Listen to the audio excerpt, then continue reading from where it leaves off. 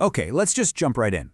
Imagine this. You have to decide right now if someone is speaking for God himself. And if you get it right, you're saved. But if you get it wrong, your entire nation could be wiped off the map. We talk a lot about fake news today, right? But for the ancient Israelites, this wasn't about clicks or misinformation. It was literally a matter of life and death. And this wasn't just some, philosophical debate. I mean, picture it. A person shows up in your town, and they claim to have a direct message from the heavens. Now, if they're legit, you have to obey, no questions asked. But if they're a fraud, their words could be this beautiful, tempting song that leads your entire people straight off a cliff. That was the reality they lived in. The stakes couldn't be higher. So you're caught in this impossible position. On the one hand, if you ignore a true prophet, well, that's a huge sin. But on the other hand, if you follow a false one, you could end up worshiping idols or making a catastrophic political mistake, like picking a fight with a superpower when God literally just told you to stand down. Yeah, the stakes were absolutely monumental. So the big question is, how could you possibly tell them apart? I mean, how could a regular person just living their life make that kind of call? It really does seem impossible. But here's the thing. According to the source material we're looking at, God didn't just leave them hanging. He gave them a way to figure it out. So let's talk about the prophet's checklist, a 4-point inspection. God actually provided a sort of toolkit, a set of criteria that anyone, and I mean anyone, could use to test a prophet's claims. You can almost think of it like an ancient guide to fact-checking. All right, so this checklist had 4 basic points. First up, moral character. Pretty straightforward. Second, could they perform signs and wonders? Miracles. Third, and this is a big one, did their prophecies actually come true? And finally, the 4th and most crucial point, did their message line up with everything God had already said in the past? Now, here's where it gets tricky, because the first 3 tests, they weren't foolproof, not by a long shot. I mean, someone can fake being a good person, right? And get this, the book of Deuteronomy actually warns that a false prophet might even be able to pull off a convincing miracle or make a short-term prediction that comes true, all just to win you over and then lead you down a dangerous path. So clearly you needed something more reliable, a better standard to judge by. And that brings us to the ultimate litmus test. Number 4, conformity to previous revelation. This was the one. This was the gold standard. The test that was always there and couldn't be manipulated. The question was simple. Did this brand new message actually line up with what God had already revealed? The whole idea behind this is actually really simple. God doesn't contradict himself, right? He's not going to give one command through Moses and then a few centuries later send a different prophet to say the complete opposite. It just wouldn't happen. So any new message had to fit perfectly with what was already there. It had to build on that foundation. It's all about consistency. Okay, let's move on to a showdown in Jerusalem.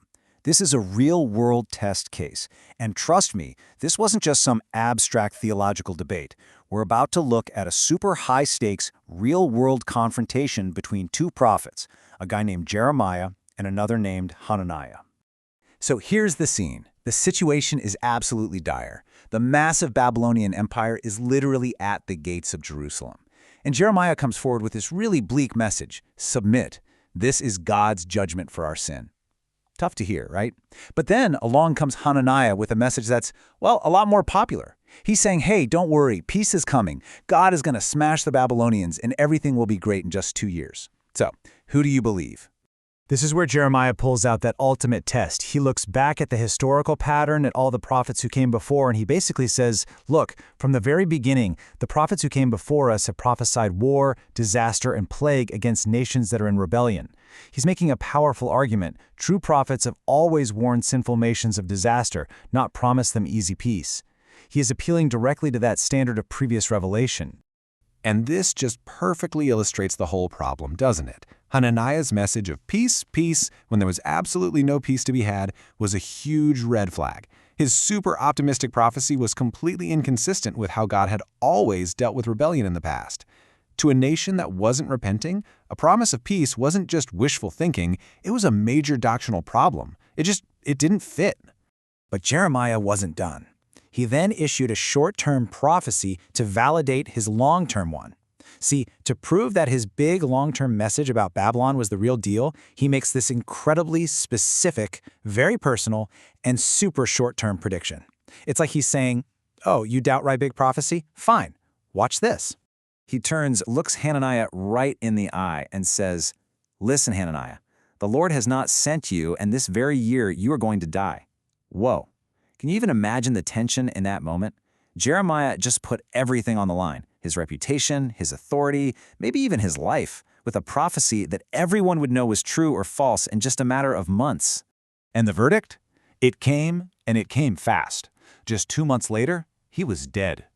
Hananiah, the prophet who promised a false peace, was gone. Just like that. Case closed.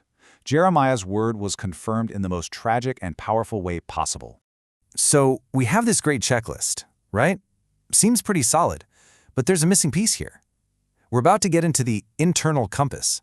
It turns out this whole process wasn't just some mechanical check-the-boxes formula. Something deeper. Something else was needed. Yeah, the checklist just wasn't an automatic formula. Something else was definitely needed.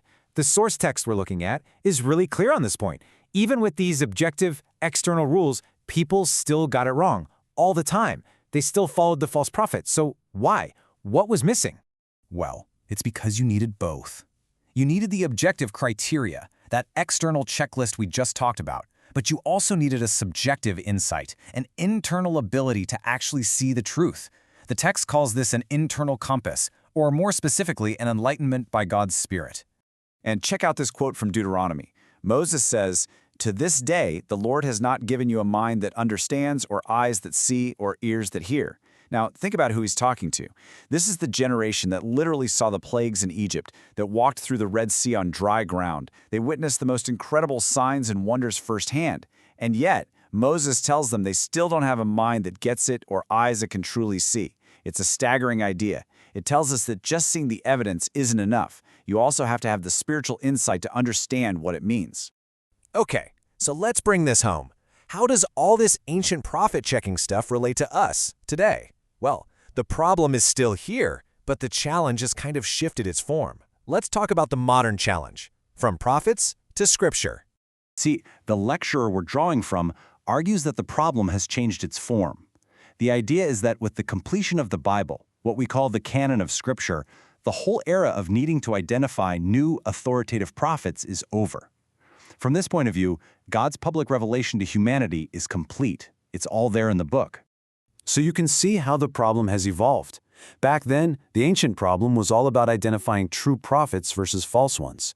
Authenticating the messenger was key. But the modern problem? It's about distinguishing biblical truth from all the other claims to truth out there. It's shifted from validating the messenger to correctly interpreting the completed message. And that really brings it all right back to us, doesn't it? In an age of just total information overload, how do we test the messages we choose to believe? The ancient Israelites had a system. They had a way to test claims to ultimate authority. It involved checking for consistency, looking at the evidence, and having that internal compass to seek real insight. So the question I want to leave you with is this. In our own world, flooded with voices and messages, what's our system? How do we test the things we choose to believe?